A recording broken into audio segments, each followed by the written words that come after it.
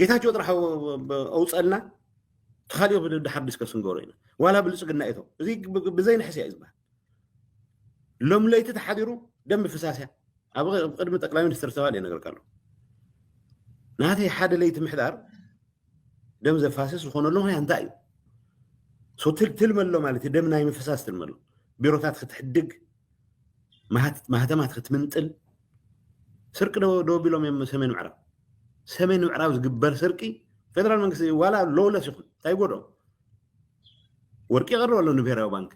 ስርዓቱ ዘሎ መንገዲ ህዝቢ ትግራይ ይጥቀም ይጥቀምን ኣይ ናይ ወርቂ ንግዲ ደው ክብል ድሌት የብሎምን ቢኮዝ they are part of the night system ሓደ ኣብ ጸጥታ ይሃሉ ኣብ ፖለቲካ ይሃሉ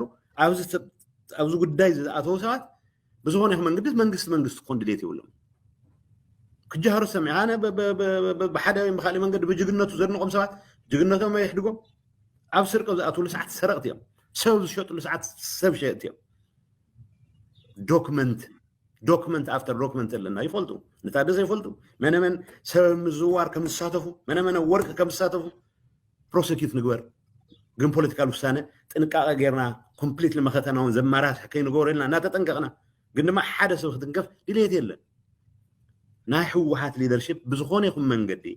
ትስራሕ ፈጻሚ ንኡ ንስልጣኑ ዝትንክፍ እንተደኣ ኮይኑ ጥራሕ እዩ ክቃለሱ ዝኽእል ኣብ ትግራይ ዝነበረ ፖለቲካዊ ወነፅ ከም ዝሃደ ይንገራሉ ነበር ፕሬዚደንት ግዚያዊ ምሕዳር ትግራይ ኣይተ ጌታቸው ረዳ ካብ ትግራይ ቅድሚ ምውፅኡ ዝነበረ ሓያል ውጥሪ ካብ ቀላው ወነፅ ናብ ዕጥቃዊ ጉንፂ ከምርሕ ይኽእል እዩ ዝብል ስጋት ዝነበረ እኳ ትኾነ ካብ ከቢድ ሓደጋ ስኽን ዝበለ ፖለቲካ ትግራይ ዘርእዩ ዘሎ ምዕባለ ካልእ ኣንፈት ሒዙ ከይመፅእ እውን ስጋት ኣሕዲሩሎም ህወሓት ውሽጣ ካብ ትሕመስ ጀሚራ ሰላም ህዝቢ ትግራይ ሸቕሎት ዝሰፈኑ ካብ ዝኹን ፀኒሑ ነንባዕሎም ኣብ ምትፍናን ዝነበሩ ዝተመቐለ ጉጅለ ፀግዕ ሒዙ ኮኳሽ ሓድሕሪ ምፅናሕ ፕሬዚደንት ዝተቐየረላ ትግራይ ትዝነበረ ግጥም ክሃድእ ኢሉሎም ፕሬዚደንት ይቀየረልና ዝብል ሕቶ መልሲ ብምርካቡ ድማ ጥራሕ ተጠጅኡ ዝነበረ ሓደጋ ንስለረጊዑ ዝብሉ ኣካላት ኣብ ግዚያዊ ምሕዳር ዝነበሩ ሓለፍትን ሂወቶም ኣስጋኢ ዝኾነሉ ብርኪ ዝበፅሐሉ ሃዋህው ተፈጢሩ መፅንሑ እዮም ከገልፁ ዝረኣዩ ከም ኣብነት ድማ ብውግዒ ካብ ስልጣኑ ከም ዝተሰናበተ ዝገልጽ ነበር ፕሬዚደንት ግዚያዊ ምሕዳር ትግራይ ጌታቸው ረዳ ኣብ ልዕሊኡ ክልተ ፈተና ቅትለት ከም ዝተወጠነ ተዛሪቡ ነይሩ እቲ ፈተና ቅትለት ዝብሎ ንዓይኒ ምቕታል ውጥን ዝነበሮም ሰባት መን ምዃኖም ይፈልጥ እየ ብምባል ድማ ፈተና ቅትለት ከም ዝነበረ ፀኒሑ እውን ሓበሬታ ምርካብ እዩ ወሲኹ ዝዛረበ ብድሕሪኡ ዘሰማዕኽዎም ብምምላጠይ ተናዲዶም ዝዛረቡ ሰባት ነይሮም ዝፈልጦም ዘኽብሮም ዓበይቲ ሰባት እዮም ብስልኪ ዘውግዕዎ እውን ረኺበ ከመይ ገይሩ ኣምሊጡ ኢሎም እውን ተናዲዶም ተዘራሪቦም ከም ሓደ ትግራዋይ ስርዓትን ሕግን ይፈልጡ ዝብሎም ሰባት ብዛዕባ ሰብ ምውጋዕ ፊዚካሊ ኢሊሜንት ምግባር ክሓስቡ እዮም ኢለ ጠርጢረውን ኣይፈልጥን ቅድሚ እውን ኣብ ታሕሳስ 27 በዓለ ጥምቀት ካልእ ፈተና ቅትለት ተወጢኑ ከም ዝነበረ ዝገልጽ ጌታቸው ረዳ ካብ ኣዲስ ኣበባ ዝመጽእ ሓደ በዓል ሃብቲ ምስ ሓደ ኣባል ፀጥታ ቪአይፒ ናይ ምቕታል ፈተነታት ከም ዝነበረ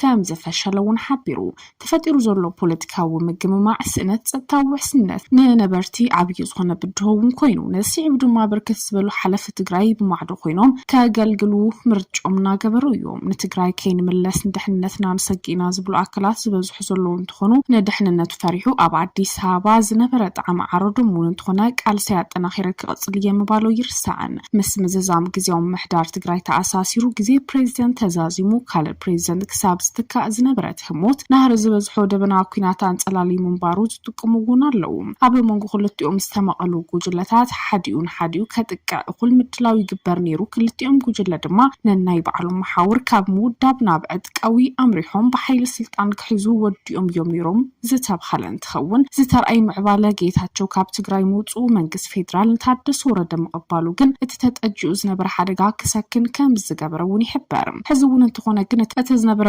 ሓዲኡ መሊኡ ደው ዘይበለ እንትኸውን ሕወሓት ንትብል ሕወሓት እናበለ ዝቃለስ ዝነበረ ሓይሊ ካልእ ናይ ቃልሲ ምዕራፍ ከፊቱ እውን ዝመጽእ ዘሎ ብትግራይ ሊበራል ዴሞክራቲክ ፓርቲ ዝብል ኣማራፂ ሽም ሒዙ ዝመጽእ ዘሎ ብጌታቸው ረዳ ዝምራሕ ክንፊ ሕወሓት ዝነበረ እቲ ኣነ እየ ሕወሓት ኣይፋል ኣነ እየ ዝብል ውጥጥ መዕለቢ ክረክብ ይከይሩ እምበር እቲ ክፍፍላ ብዝወሃቡ ዘሎ መግለጽታት ብግልጽ ዝረአ እዩ ሕወሓት ብሎ ምዕለት ኣብ ዘመሓላለፈቶ መልእኽቲ እውን እንትኾነ ስልጣን ግዚያዊ ምሕዳር ተቆጻጺሩ ዝጸንሐ ጉጅለ ዘብለ ብሔራዊ ውሕደት ኣብ ክንዲ ዝተውሃቡ ተልእኾታት ምፍጻም ሓድነትን ዓቕምታትን ትግራይ ናይ ምብታን ቁሉዕ ተልእኾ ሒዙ ክሰርሕ ጸኒሑ እዚ ጉጅለውን ሕዝውን እንትኾነ ካብቶም መሰረታዊ ኣጀንዳታት ንምውፃእ ህዝቢ ትግራይ ናይ ምድንጋርን ምፍጻምን ዓቕሙ ድማ ንኽደኸም ምስ ኩሎም ኣንጻር ህልውና ህዝቢ ትግራይ ዝንቀሳቐሱ ሓይልታት ተዋዲዱ ኣብ ምንቅስቓስ ከም ዝርከብ ድማ ብሎም ዕለት ውና እንፊታ ዘላ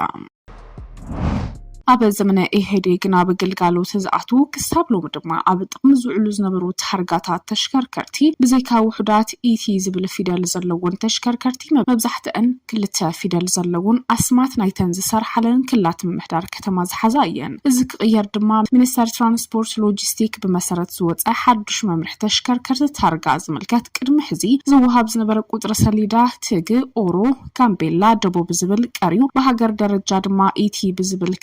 ተገይሩ ከም ዘሎ ተፈሊጡ እቲ ሚኒስተር ኣብ ዝተሰነድ ኣብ ሃገር ዘለዋ ተሽከርከርቲ ቁጥሪ ታርጋ ተሽከርከርቲን ክቕየር ምዃኑ ዝገለጸ መምርሒ ዓይነታት ምልክት ታርጋን ተሽከርከርቲ ኢትዮጵያ ወሃባ ግልጋሎት ኣጽዲቑሎ እቲ ቀንዲ ምኽንያት ምቕያር ታርጋ ተሽከርከርቲ ምስ ኢትዮጵያ ዘጽድቐቶም ዓለም ለኸ ስምምዕነት ንምስምማዕ ኣብ ስርሕታዊ ትካላት ብኽነት ሃፍቲ ከምኡውን ናይ ሓሶት ታርጋ ንምቁፅጻር ዝዓለመ ምዃኑ እንትገልጽ መሰረት እዚ ድማ ሓድሽ ዝወፀ መምርሒ ቁጥሪ ታርጋ ተሽከርከርትን ምልክት ከምኡውን ኣዋህባ ግልጋሎት ኣብ መላእ ኢትዮጵያ ዝጥቀመሉ ቁጥሪ ታርጋ መኪና ሓደ ዓይነት መለለይ ክህልዎት ተገይሩሎ ሚኒስተር ትራንስፖርት ሎጂስቲክ ብዛዕባ ዓይነታት ምልክታት ታርጋ ተሽከርከርቲ ኣብ ዘውፅኦ መምርሒ ኣብ ካልኣይ ክፋል ከም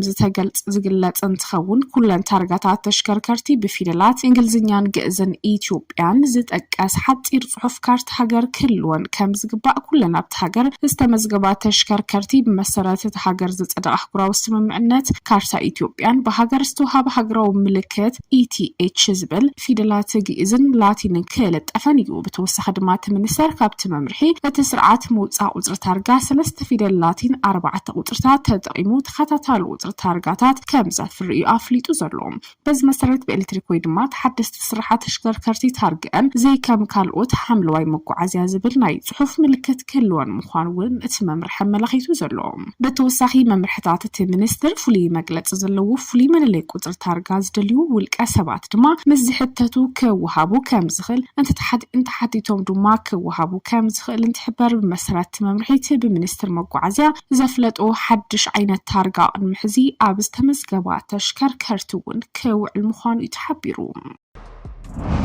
ካባኻ እየወሊደዮ ዝበለት ንቆልዓ ብፍላይ ድማ እዝኑን ዓይ ዘይኮነስ ነቲ መሳርሕተይ ስለ ዝመስል ክኸውን ይኽእል እዩ ኢለ ዝጠርጠርክዎ ሰብኣይ በዝገጀራ ደጋጊመ ብምውቃዕ ቀቲለዮ ኣብ ወረዳ እንደርታ ጣብያ መሰረት ቁሸት መንጨልፎ ኣብ ዝበሃል ቦታ ዝርከብ ሲሲሲ ዝበሃል ካምፕ ቻይና ብስራሕቲ ሓለዋ ዝመሓደር ነበራይታ ወረዳ ዝኾነ ተጠርጣሪ ሚያዝያ 2017 ዓ.ም ከባቢ ሰዓት 2 ምሸት በቲ እዋን ሞዋት ሓዊሱ ኣብቲ ትካል ዝሕሉ 4 ሰባት ከባቢኦም ድራር እናበልዑ እናሃሉ ድማ ተጠርጣሪ በዓል ተሓዳራ ብኹልተ ቆልዑ እኳ እንትኾንኩም ይብል ካብቲ ትካል ንምድላው ምግቢ ዝተቆፀረት ሓንቲ ወገን ክወልደላ ኢለ ሒዘያ እናሃለኹ ወሊደዮ ዝብሎ ዝነበርኩ ቆልዓ ብፍላይ ድማ እዝኑ ነቲ ቀቲለዮ ዘለኹ ሰብኣይ ስለ ዝመስል ንሳውን ብሓይሊ ተጋሲሱ ነይሩ እዩ ስለ ዝበለትኒ ተናዲደ ካልእ ምፅራይ ከይገበርኩ ድማ ብገጀራ ወቂዐ ሂወቱ ኣሕሊፈዮ ኢሎ ኣዛዚ ፖሊስ ሓላፊ ምፅራይ ገበነት ወረዳ ምክትል ኮማንደር የማነ ገብረ ማርያም ድማ ምክትል ኢንስፔክተር ገብረ ዮሐንስ ሃይሉን ከም ዝብልዎ እቲ ገበን ምፍጻሙ ናብ ፖሊስ ሓበሬታ ምስ በጽሐ ሽዑ ኣብቲ ቦታ ብምብጻሕ ኣስክሬን ተላዒሉ ናብ ሆስፒታል ዓይደር ክኸይድ ካብ ምግባር ጀሚሩ ግቡእ ናይ ሰብን ከባብን መረዳእታ ብምእካብ ነቲ ፍጻመ ገበን ጭብጥታት ክውደቡ ጌርና ነርና ኢሉሎም እቶም ኣባላት ኣመራርሓ ፖሊስ ወሶም ከም ዝሓበርዎ ብፍላይ ተጠርጣሪ ባዕሉ ዝሓሰቦ እምበር ብሳይንሳዊ መንገዲ ቆልዓ ናይ መን ምዃኑ ኣብ ዘይተረጋገፀሉ ንሳ ኢላቶ ዝበላውን ተወሳኺ መረዳእታታት ድማ ከይሓዘውን ከምዚ ዓይነት ኣኳሻሓይን ኣስካሕኻሓይ ገበን ምፍጻሙን ንምርግጋጽ እውን ፍትሒ ዘብቅዕ መረዳእታ እናኣከብና እውን ግቡእ ምፅራይ ንውግና ኣለና ኢሎ ትግራይ ብርክት ዝበሉ ንመስምዖም ዘጸግሙ ክስተታት እተኣናግድ ዘላ እንትትከውን ዝተፈላለዩ ዘይተለመዱ ግፍዕታት ኮነ ቅትለታት እውን ኣብ ዝሓለፉ 3 ዓመታት እውን ናተሰምዐ ጸኒሑ እዩ